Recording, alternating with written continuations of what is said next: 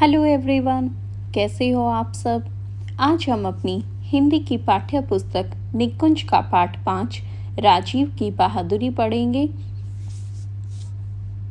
इस पाठ में राजीव की बहादुरी के बारे में बताया गया है कि किस प्रकार उसने अपनी बहादुरी और समझदारी से अपने दोनों दोस्तों की जान बचाई। तो चलिए देखते हैं। राजीव की बहादुरी। मणिपुर की राजधानी इम्फॉल में रहने वाले राजीव शर्मा को घूमने फिरने का बहुत शौक था। तो राजीव शर्मा को क्या था?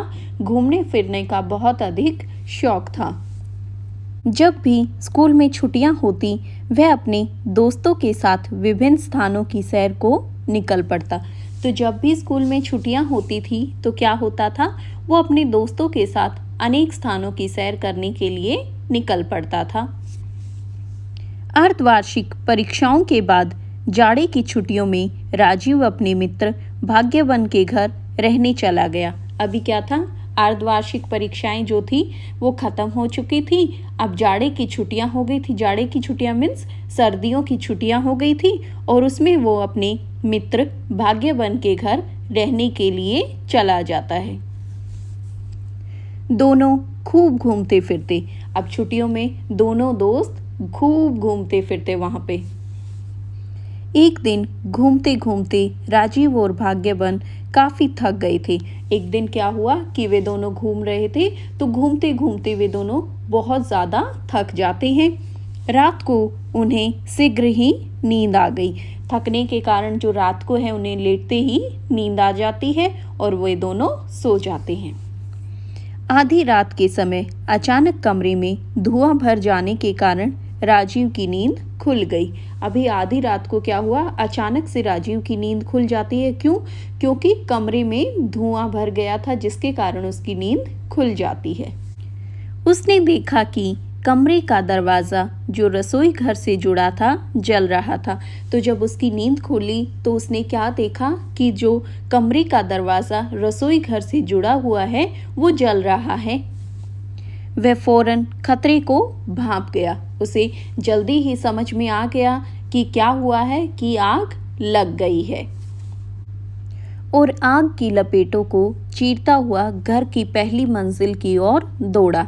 अभी उसको एकदम से पता चल गया था कि आग लग गई है, इसलिए वो आग की लपेटों को, आग को चीरता हुआ घर की पहली मंजिल की ओर दौड़ता है, जहां भाग्यवन का मानसिक रूप से विकलांग 10 वर्षीय भाई मंगले मजो सो रहा था। तो पहली मंजिल पर क्या था? जो भाग्यवन था उसका 10 वर्षीय भाई वहां पर सो रहा था।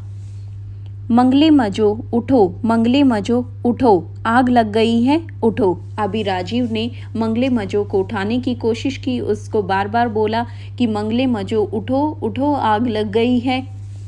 राजीव ने मंगले मजो को आग से बचने के लिए उठाना चाहा। अभी राजीव उसको क्यों उठा रहा था? क्योंकि वो उसको आग से बचा रहा था, इसलिए उसको बार बार बोल रहा था कि मंगले मजो उठो, आग लग गई है, उठो। पर जब मंगले मजो नहीं उठा और आग से बेखबर गहरी नींद में सोता रहा। लेकिन जब मंगले मजो नहीं उठता है, क्यों नहीं उठता है? क्योंकि वो गहरी नींद में सो रहा था और उसको नहीं पता था कि आग लग गई है। तो राजीव परेशान हो गया। अभी मंगले मजो के न उठने पर जो राजीव है वो परेशान हो जाता है, क्योंकि चारों तरफ जो है आग लगी हुई है। आग की लपेटें फैलती जा रही थी और जो आग थी वो फैलती ही जा रही थी, बढ़ती ही जा रही थी। उसकी समझ में नहीं आ रहा था कि मंगले मजो को कैसे बचाया जाए। अभी राजीव की समझ में कुछ भी नहीं आ रहा था कि मैं क्या करूं जो इसको बचा सकूं। अब तक मकान की लकड़ी से बनी सीढ़ियां भी जल चुकी थी। अभी जो घर में सीढ़ियां थी लकड़ी की बनी हुई वो भी जल गई थी। वह मंगले मजो और भाग्यवन को बचाने के प्रयास में और समय बर्बाद नहीं करना चाहता था। अभी जो राजीव है वो इन दोनों भाइयों को बचाने की कोशिश में और ज़्यादा समय बर्बाद नहीं करना चाहता था, जल्दी से जल्दी इनको बचाना चाहता था। सहसा राजीव को एक तरकीब सूझी। अचानक से उसी समय उसको एक उपाय सूझा। उसने पास पड़ी एक धोती उठाई और उसके एक सिरे से मंगले मजों को बांधा तथा दूसरे सिरे को मकान में लगे एक लकड़ी के खंभे से बांध दिया। अभी उसने क्या किया, जो पास में ही एक धोती पड़ी हुई थी उसको उठाया और उसके एक सिरे से एक किनारे से मंगले मजों को बांध दिया और जो उसका दूसरा किनारा था उसको जो एक लकड़ी का खंभा था उससे बांध दिया। अब उसने पहले तो मंगले मजों को नीचे सुरक्षित पहुंचाया। अब उसने क्या किया, उसने पहले मंगले मजों को जो है नीचे सुरक्षित पहुंचा दिया, फिर स्वयं भी पास के रेत के ढेर पर कूद गया और फिर उसके बाद वो खुद भी रेत के ढेर पर कूद जाता है। चूँकि इस कोशिश में राजीव काफ़ी जल भी चुका था।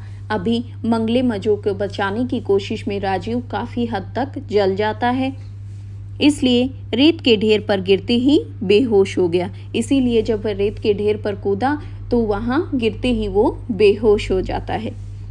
तब तक आग की लपेटों को देख भाग्यवन के साथ साथ आसपास के और लोग भी जाग गए और सहायता के लिए आ पहुँचे।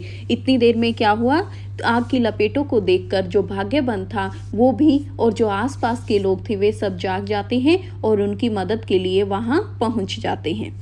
शीघ्र ही कुछ लोग राजीव की मरहम पट्टी में जुट गए तो कुछ धोती से बंधे मंगले मजों को बचाने में। अभी कुछ लोग तो राजीव की मरहम पट्टी करने लग गए और कुछ लोग मंगले मजों को बचाने में। आग पर भी जल्द ही काबू पा लिया गया। अभी जो आग थी उस पर भी काबू पा लिया गया था। राजीव को जब होश आया तो उसने देखा कि सभी लोग मुक्त कंठ से उसकी प्रशंसा कर रहे हैं। अभी जब राजीव उठा, जब उसको होश आया तो उसने देखा कि उसके चारों तरफ जितने भी लोग हैं सब लोग उसकी प्रशंसा कर रहे हैं, यानी उसकी तारीफ कर रहे हैं। भाग्यवन और मंगले मेजों की आंखों से तो खुशी के आंसू ही निकल आए और उन दोनों भाइयों की आंखों से खुशी के आंसू निकल आए।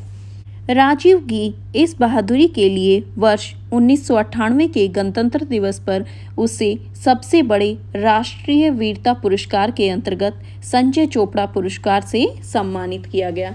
अभी राजीव की इस बहादुरी के लिए क्या हुआ, वर्ष 1998 के गणतंत्र दिवस पर राष्ट्रीय वीरता पुरस्कार के अंतर्गत उसे संजय चोपड़ा वीरता पुरस्कार से सम्मानित किया गया।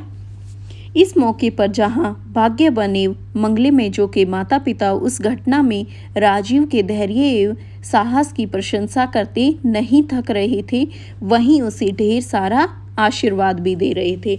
अभी जब उसको पुरस्कार से सम्मानित किया जा रहा था तो जो भाग्यवन और मंगले मेजों के माता पिता थे वो उसकी बहुत प्रशंसा तारीफ कर रहे थे और उसको ढेर सारा आशीर्वाद भी दे रहे थे।